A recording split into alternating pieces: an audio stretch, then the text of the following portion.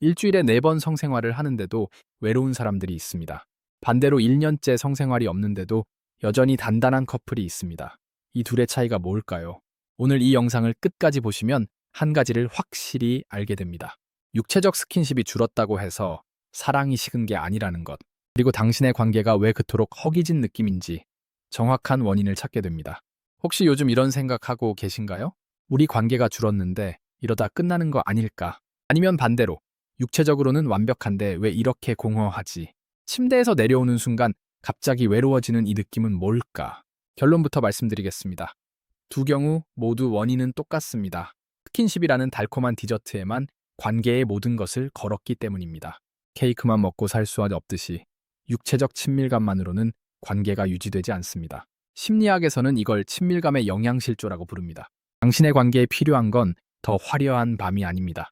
일요일 아침 함께 빨래를 개는 그 뻔하고 싱거운 순간들입니다. 지금부터 과학이 증명한 12가지 친밀감의 비밀을 알려드리겠습니다. 영상이 끝나면 오늘 저녁 당장 무엇을 해야 할지 명확해질 겁니다. 한 가지 질문을 드리겠습니다.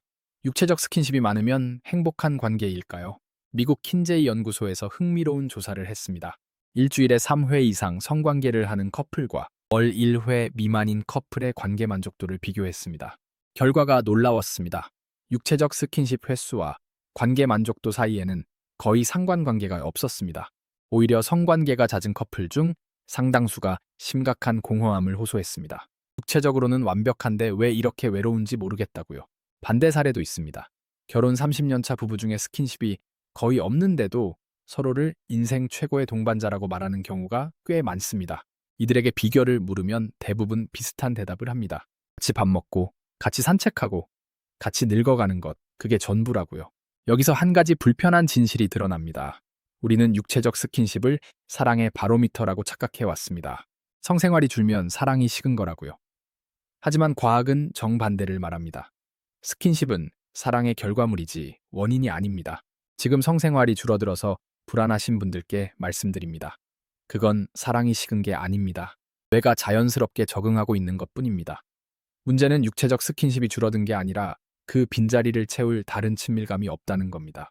스킨십이 줄면 끝이다. 이 말 정말 맞는 걸까요? 이 착각이 얼마나 위험한지 보여드리겠습니다. 한 커플이 있습니다. 연애 초반에는 하루가 멀다 하고 뜨거운 밤을 보냈습니다. 그런데 3년이 지나니까 한 달에 한 번으로 줄었습니다. 여자는 생각합니다. 나한테 매력을 못 느끼나 봐. 남자는 생각합니다. 내가 뭘 잘못했나. 둘 다 상대방 탓을 하기 시작합니다. 결국 이별합니다. 그런데요, 이건 누구의 잘못도 아닙니다. 인간의 뇌가 원래 그렇게 설계되어 있기 때문입니다. 노예과학에서는 이걸 쾌락 적응이라고 부릅니다. 영어로는 헤도닉 어댑테이션이라고 해요. 쉽게 말하면 뇌는 반복되는 자극에 점점 무뎌지도록 진화했습니다. 처음 먹는 케이크는 황홀하지만 매일 먹으면 그냥 빵입니다. 스킨십도 마찬가지입니다. 이건 결함이 아니라 생존 전략입니다. 원시 시대를 생각해 보세요. 한 가지 쾌락에만 빠져 있으면 사냥도 못하고 위험도 감지 못합니다. 그래서 뇌는 익숙한 자극에 흥미를 잃도록 프로그래밍 되어 있습니다. 그러니까 스킨십이 줄어드는 건요, 상대방이 변한 게 아니라 뇌가 정상 작동하고 있다는 증거입니다. 문제는 여기서 시작됩니다. 우리는 이 자연스러운 현상을 사랑이 식었다고 오해합니다. 그리고 스킨십을 다시 늘리려고 발버둥칩니다. 또는 새로운 자극을 찾아 떠납니다. 하지만 진짜 해결책은 다른 곳에 있습니다. 성생활 말고도 11가지 친밀감이 더 있다는 걸 아는 것, 그리고 그중 하나라도 채우기 시작하는 것, 그게 관계를 살리는 유일한 방법입니다. 왜 뜨거운 밤을 보내고도 공허할까요? 그 답은 도파민에 있습니다. 도파민은 흔히 쾌락 호르몬이라고 불립니다. 맛있는 음식을 먹을 때, 좋아하는 사람을 볼 때, 스킨십을 할 때 분비됩니다. 문제는 도파민에는 내성이 생긴다는 겁니다. 스탠퍼드 대학교 앤드류 후버만 교수의 연구를 보면요, 도파민은 얻는 순간보다 기대하는 순간에 더 많이 분비됩니다. 그리고 일단 얻고 나면 급격히 떨어집니다. 이걸 도파민 크래시라고 부릅니다. 쉽게 설명하면 이렇습니다. 연애 초반에 상대방을 만나러 가는 길, 심장이 두근거리고 온 세상이 반짝거렸던 기억 있으시죠? 그게 도파민입니다. 그런데 만나고 나면 어떤가요? 좋긴 좋은데 가는 길만큼 설레지는 않습니다. 이것도 도파민입니다. 기대의 도파민이 충족의 도파민보다 훨씬 강력한 것뿐입니다. 스킨십도 똑같습니다. 처음에는 손만 잡아도 온몸에 전류가 흐릅니다. 그런데 3년이 지나면요. 솔직히 말해서 그냥 그렇습니다. 뇌가 이미 그 자극에 적응해 버렸기 때문입니다. 여기서 많은 사람들이 실수를 합니다. 예전 그 느낌을 되찾으려고 더 강한 자극을 찾습니다. 마치 마약 중독자가 더 센 약을 찾는 것처럼요. 하지만 도파민은 채우면 채울수록 더 큰 구멍이 생기는 구조입니다. 그래서 스킨십에만 의존하는 관계는 필연적으로 금단 증상에 시달립니다. 예전만큼 안 해주네. 나한테 흥미를 잃었나 봐. 이런 생각이 드는 거죠. 해결책은 간단합니다. 도파민 말고 다른 호르몬을 쓰면 됩니다. 바로 옥시토신입니다. 옥시토신은 유대감 호르몬이라고 불립니다. 도파민처럼 내성이 생기지 않습니다. 그리고 스킨십보다 훨씬 쉬운 방법으로 분비됩니다. 혹시 말이에요. 마트에서 장을 보는 게 성생활보다 더 강력한 친밀감이라면 믿으시겠어요? 진화 심리학에서는 이걸 업무적 친밀감이라고 부릅니다. 함께 무언가를 해내는 것, 설거지를 같이 하고 장을 보고 집안일을 나누는 것. 이게 왜 중요한지 설명해 드리겠습니다. 원시 시대로 돌아가 볼게요. 그때 남녀가 결합하는 이유는 번식만이 아니었습니다. 혹독한 겨울을 함께 버텨야 했습니다. 사냥감을 나누어야 했고 아이를 함께 키워야 했습니다. 그러니까 진짜 사랑의 증거는 침대 위가 아니라 함께 생존하는 능력이었습니다. 이 본능이 현대에도 남아 있습니다. UCLA 연구팀이 맞벌이 부부를 관찰했습니다. 집안일을 공평하게 나누는 부부는 그렇지 않은 부부보다 관계 만족도가 60% 높았습니다. 그리고 놀랍게도 성생활 만족도도 더 높았습니다. 왜 그럴까요? 뇌는 함께 일하는 상대를 같은 무리로 인식합니다. 내 편이라고 느끼는 거죠. 이때 분비되는 게 옥시토신입니다. 옥시토신은 신뢰와 안정감을 만드는 호르몬입니다. 도파민처럼 내성이 생기지 않고 오히려 쌓일수록 더 강해집니다. 재미있는 실험이 있습니다. 연인에게 침실에서 1시간을 보내게 한 그룹과 함께 이케아 가구를 조립하게 한 그룹을 비교했습니다. 한 달 뒤 관계 만족도를 측정했더니 가구를 조립한 그룹이 더 높았습니다. 그러니까요. 상대방이 싫어하는 집안일을 대신해 주는 것. 그게 장기적으로는 어떤 테크닉보다 더 강력한 관능미입니다. 뇌는 이렇게 해석합니다. 이 사람은 나와 함께 생존할 의지가 있구나. 이 사람과는 겨울을 버틸 수 있겠구나. 오늘 저녁 화려한 이벤트. 대신 설거지를 같이 해보세요. 그게 진짜 구애 활동입니다. 얼굴을 마주보고 진지한 대화를 나누어야 관계가 좋아진다고들 합니다. 그런데요, 뇌의 과학은 반대를 말합니다. 사실 마주보는 것은 뇌에 스트레스를 줍니다. 눈을 쳐다보면서 감정을 교류하는 건 에너지를 엄청나게 소모하는 일입니다. 상대방의 표정을 읽어야 하고, 내 표정을 관리해야 하고, 동시에 대화 내용도 처리해야 합니다. 뇌가 과부에 걸립니다. 그래서 커플 상담을 받고 나면 오히려 더 지치는 경우가 많습니다. 억지로 마주 앉아서 감정을 쏟아내면 뇌는 그걸 갈등 상황으로 인식합니다. 코르티솔이라는 스트레스 호르몬이 분비됩니다. 반대로 나란히 앉는 건 어떨까요? 프린스턴 대학교 연구팀이 재미있는 실험을 했습니다. 커플에게 같은 풍경을 바라보게 했습니다. 노을이 지는 바다, 불이 타는 모닥불, 밤하늘의 별. 그랬더니 두 사람의 뇌파가 동기화되기 시작했습니다. 이걸 신경동조라고 합니다. 뇌가 같은 리듬으로 작동하기 시작하는 현상이에요. 이때 우리는 말하지 않아도 연결되어 있다는 느낌을 받습니다. 옥시토신도 분비됩니다. 이게 바로 미적 친밀감입니다. 같은 것을 아름답다고 느끼는 것, 같은 풍경에 감동받는 것, 이건 말로 하는 대화보다 훨씬 깊은 수준의 소통입니다. 실제로 이렇게 해보세요. 카페에서 마주 앉지 말고 나란히 앉아보세요. 창밖을 같이 바라보세요. 말 없이 같은 음악을 들어보세요. 침묵이 불편하지 않다면 그 관계는 건강한 겁니다. 대화가 끊이지 않아야 좋은 관계라는 건 착각입니다.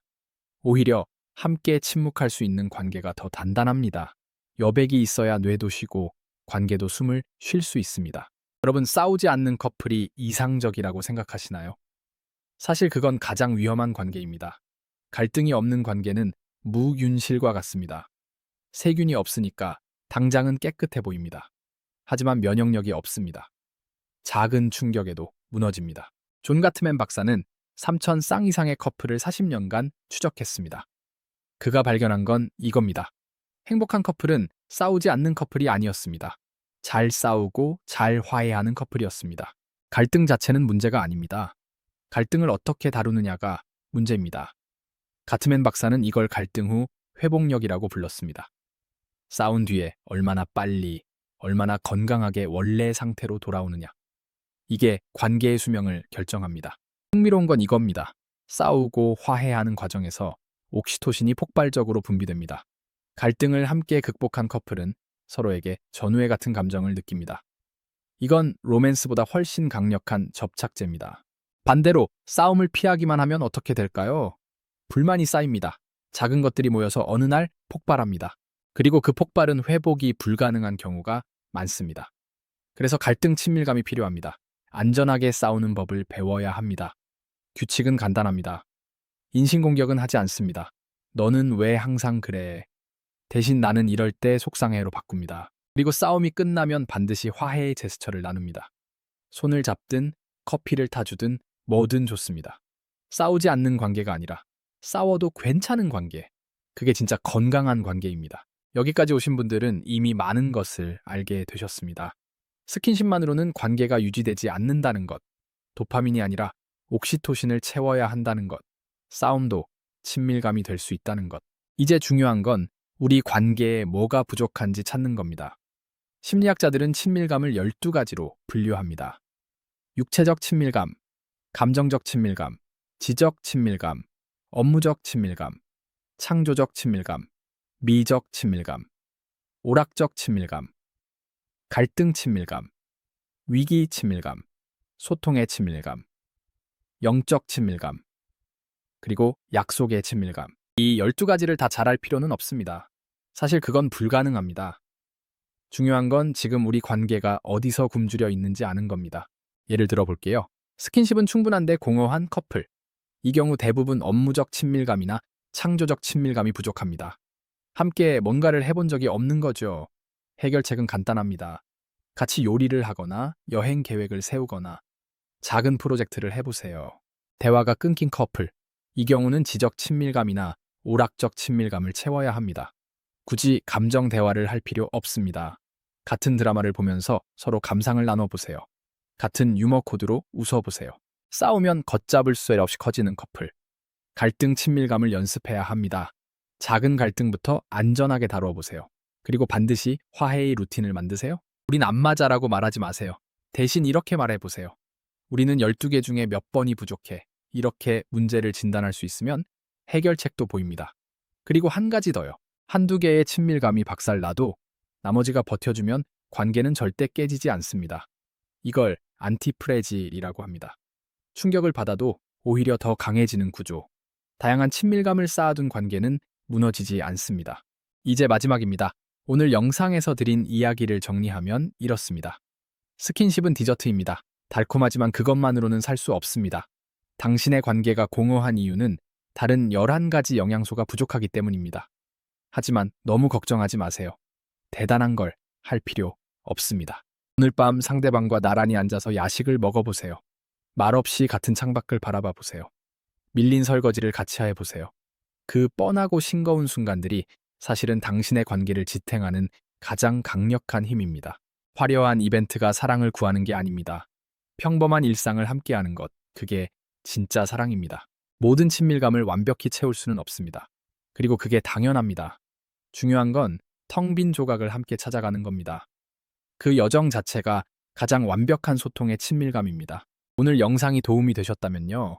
댓글로 한 가지만 알려주세요. 지금 당신의 관계에서 가장 부족한 친밀감은 무엇인 것 같나요? 그리고 오늘 저녁 어떤 시도를 해보실 건가요? 여러분의 이야기가 궁금합니다.